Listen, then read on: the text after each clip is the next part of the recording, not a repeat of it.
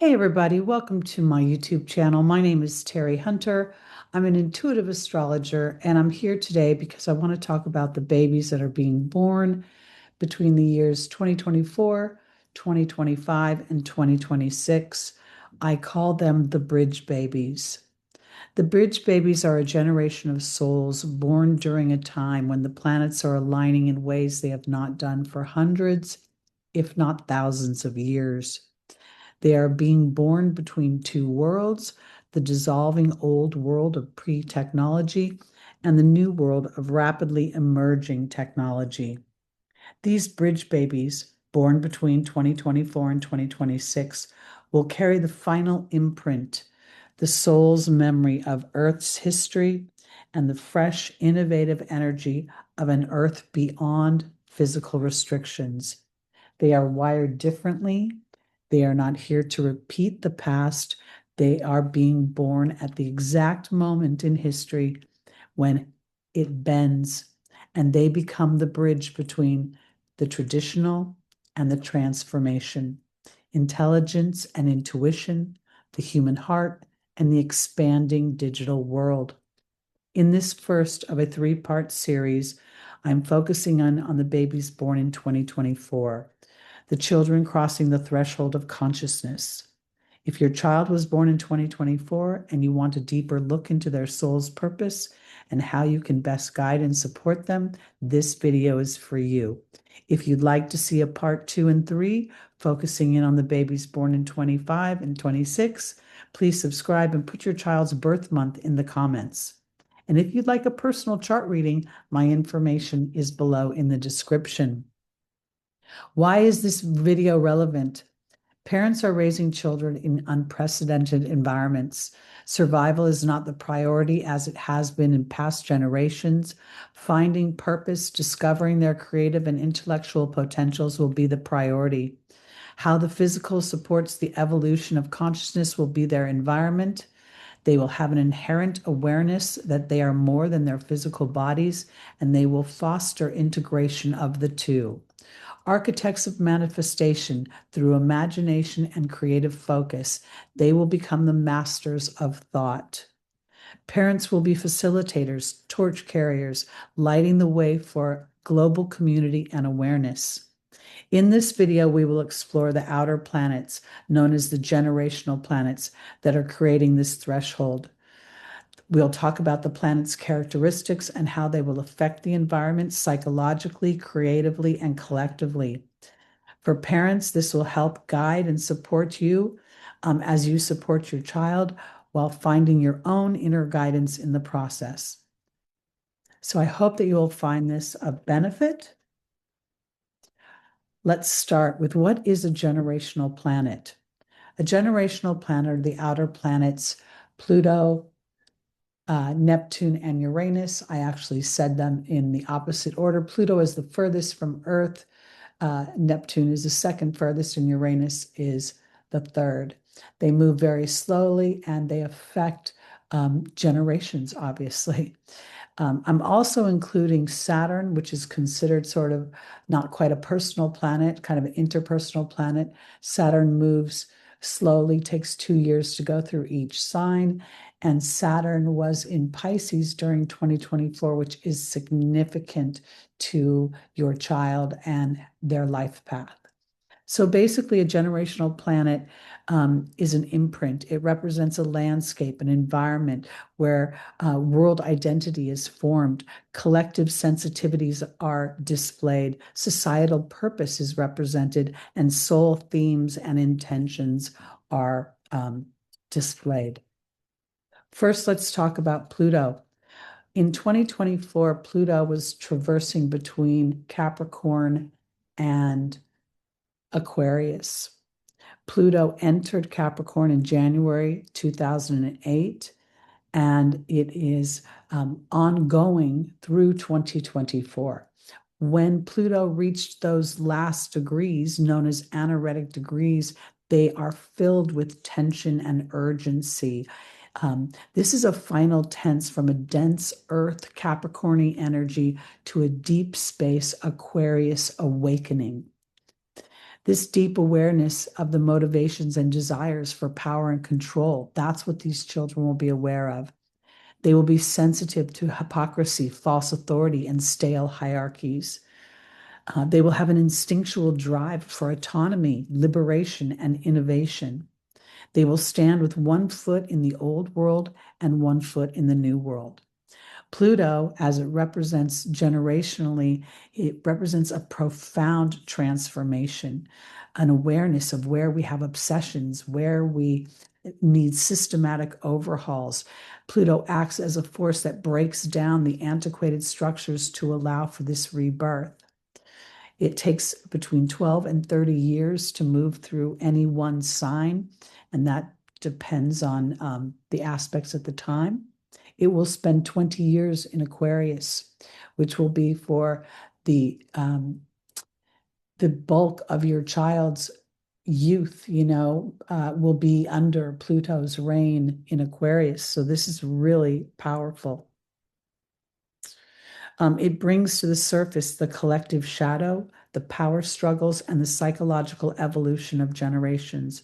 From the me generation to the tech-focused innovators, we're going to see transformation. Capricorn rules history, father time, government, authority, structure, responsibility, endurance, and restriction. And as Pluto traversed Capricorn Aquarius in 2024, it really focused on the restructuring of these systems, on bringing accountability and leadership into focus. We are experiencing technological revolutions and global community, and how traditional structures limit the evolution and potential within any one of these given areas. Children born under this influence are the psychological illuminators, instinctually wired to feel power structures that are out of balance and built on self-interest. They will deconstruct what has become outdated, what has become not focused on the collective, on the benefit of all.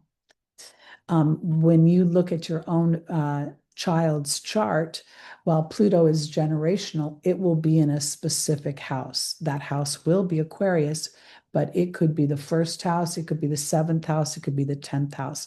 And this will give further detail as to how this will affect your child directly, along with the rest of your child's chart. But overall, for parents, the advice here is to validate your child's feelings about outdated rules. To create a bridge between what you understand as having to follow the rules and what they are compelled to do, which is to break rules that don't apply anymore. And in that, validating their questions and their questions about the validity of these structures, you actually giving them a voice to express the underbelly that seems to be out of balance, even if you have no power or control over that structure, and to encourage healthy expression of the old while breaking ground to build the new, which would be to have a reverence for certain traditions. Not everything that is old is antiquated. There is wisdom that is garnished in what has come before. Now let's move over to Uranus. Uranus entered Taurus in January 2017, and it entered the last degrees of Taurus in 2024.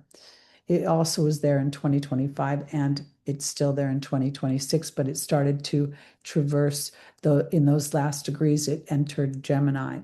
So what we see with Uranus in the last degrees of Taurus, we see radical innovation, sudden transformation, and rebellion against the status quo.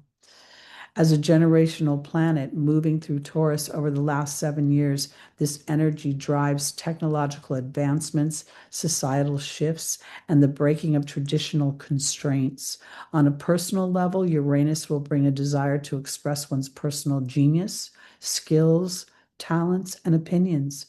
Those born under this influence will want to create their own sense of security. They will have a desire to keep connected to the earth while reaching for the stars. Taurus is resistant to change by nature, but while Uranus has been influencing it, it's been embodying an energy that if it doesn't bend, it will break. And that is the expansion. Fostering forward thinking, even embracing eccentricity and rapid change will be um, will be very beneficial for parents, but it will be very natural for the children.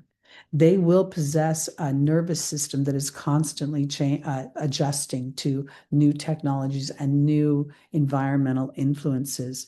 They will actually have an intuitive relationship with material resources, understanding that it isn't the money that gives them the resources, it's their energy and their attachment, their relationship with money that then gives them the resources.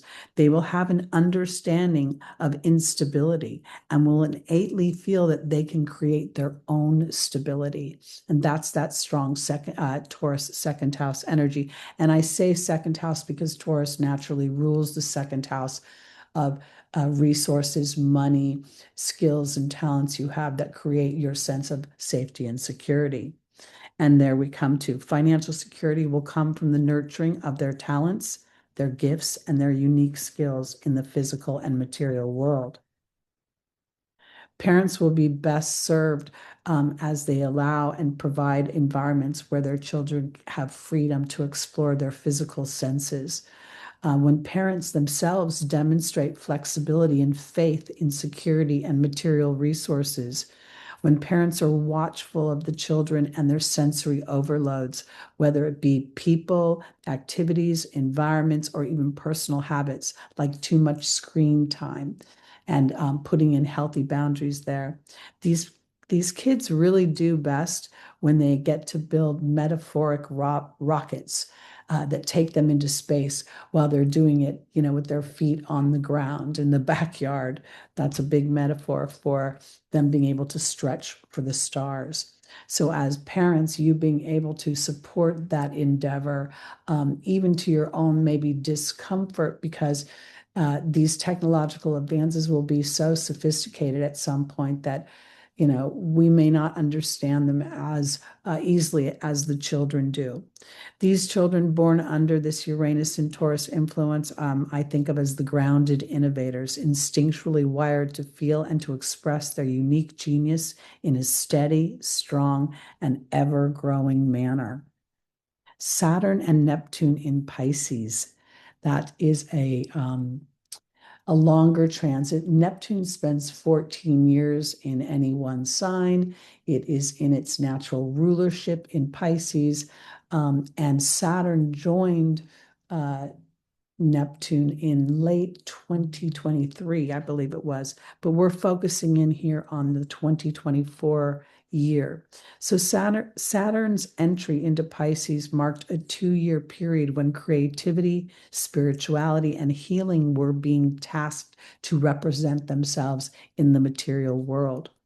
Neptune, the planet of compassion, empathy, music, poetry, dance, film, imagination, dreams, and the transcendence of physical limitations.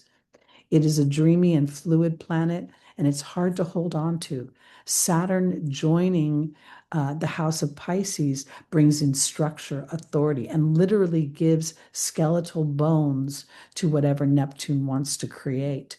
It gives it if Neptune is the muscles, the bones are what the muscle hangs on. So it's making the creative process real and tangible. Saturn and Neptune's growing conjunction, which is actually taking place at the time that I am recording this, which is February 16th, 2026, this conjunction can only happen on the world axis once in thousands of years. So as Saturn was going through Pisces, it was very much laying the groundwork and building the foundation for the moment we're in right now. This rare generational, cosmic reset really requires structure and responsibility in alignment with the soul's desires and the dreams and the spiritual vision that wants to be expressed. Saturn's history gives Neptune wisdom to recognize patterns of deception, whether it be self-deception or the deception of another, or the deception of being invisible and not strong enough to sustain your dream. Saturn's going to bring sustainability into that. So here what we're seeing is that they're coming together as a divine energy capable of making dreams real. And if you can endure the solo journey of exploring your soul's capabilities, the children born under this influence will truly be manifestors through their imagination. I call them the imaginative builders, instinctually wired to feel and to express their wildest dreams in the physical state and in a sustainable fashion. They will possess a heightened sense of intuition. They will have the ability to traverse inner and outer worlds. That means like the world that we walk through in our 3D life, and then the inner world of imagination and emotion. They'll be able to express creativity that is channeled from the divine. They will have the ability to blend seamlessly their dreams and their realities. This is the birth of a new human, one who is the realistic mystic, the awakened manifester, the leader with compassion that walks their talk, the sensitive, self-aware minstrel. Parents who have children with this strong influence, it will be best advised to be aware that they'll be highly sensitive to criticism and discipline that is punitive versus supportive. They will be bringing their truth to the surface, and sometimes that may be difficult to sort of manage when you're looking at a soul in a small human body that appears to have no experience. But here, these children will be talking from soul's experience, not human experience. They will require gentle hands when creating structures and expectations and when setting limits for them. Parents who can demonstrate emotional discernment and discrimination and grounding, these kids will benefit from that because they will absorb everything around them. These kids can see under the surface inherently and they will respond to a deeper truth. You really can't fake it with these kids. Teaching imagination as a tool with healthy boundaries for expression versus escapism and limitation. How can we help support these children overall and help them to thrive? It's really about structured time and ritualed expression of creativity. Early to teach them how to protect themselves and their sensitivities while also allowing people to be close to them. Sort of, they will inherently feel if somebody is sad or somebody is happy or something is off. And previous generations would be just ignore that, just walk away from it. These children will not be able to do that. And because of the Neptune influence, they'll be extremely compassionate and empathetic. And sometimes in their youth, they may take on energies that they are not aware of. So your awareness with this will be super helpful to them. They will need structured, safe places, and even being mindful of people and teachers and friends. You want them all to mirror your philosophies and encourage them to explore, to be part of the tribe that encourages your child to explore their dreams, to create and to connect with their inner voice, even if it disagrees with others. Structured systems strengthens their confidence and their sense of safety to be themselves. Overall, I sort of think of if I'm to go through the year and sort of give a theme for each month, it would be as follows. First of all, for the year, I would call this year the bridge babies are the ones that are crossing the threshold of consciousness. In January, the kids born in January in general will be crossing the threshold of ancient memory and carrying the whispers of past civilizations. February, they'll be babies born in February will be crossing the threshold of the inner maps, and they will have an inherent knowing of the road ahead and what is right for them. In March, these babies will be crossing the threshold of sacred sensitivity, and they will carry intuition as their first language. In April, we'll see an awakening of fire, and the children born under the sign of Aries and in April will be part of the new initiates that possess courage and clarity and a sense of the divine within their identity. Those born in May will be the threshold for future vision, carrying the energy of the old world perspective while stoking the emerging light that's coming ahead. In June, these children will be on the threshold of the multidimensional mind, carrying the inner knowing of the power to communicate between the realms of intellect and intuition. In July, we see the threshold of loving stories. These children will carry the energy of the mythical heart and the narrative soul. They'll be the keeper of the traditions, but in a way that brings a fresh spin. In August, we see these children being born on the threshold of quantum solutions. They will carry the energy of problem solvers that have been born before their time. There will be a real strong feeling of inner knowing and inner talents with these children, and their leadership should be encouraged as something that where they follow their heart and they trust that they have the talents and the skills to experience what that heart desires. In September, we see these children being over on the threshold of earth body wisdom. They will carry the energy of awareness and an accelerated evolution of the nervous system as a tool for balance. I sort of think of it like instead of having that September Virgonian energy of worry and needing to know how it's going to play out, they will inherently understand that if their nervous system is out of balance, that somehow they are focused on something that isn't authentic to them or to their the process they want to walk through. In October, these children will be born on the threshold of pattern liberation. They will carry the energy of balance and the strength to leave patterns that are no longer serving them. They will be able to harmoniously and in many ways joyously recognize that if there is imbalance, that there is some illumination and contrast that is supporting them in the direction that they really want to go. So again, we're seeing something challenging turning into a tool as of measure, something that helps move me towards my North Star. In November, during Sagittarius season, we might say, we see the threshold of new frequencies.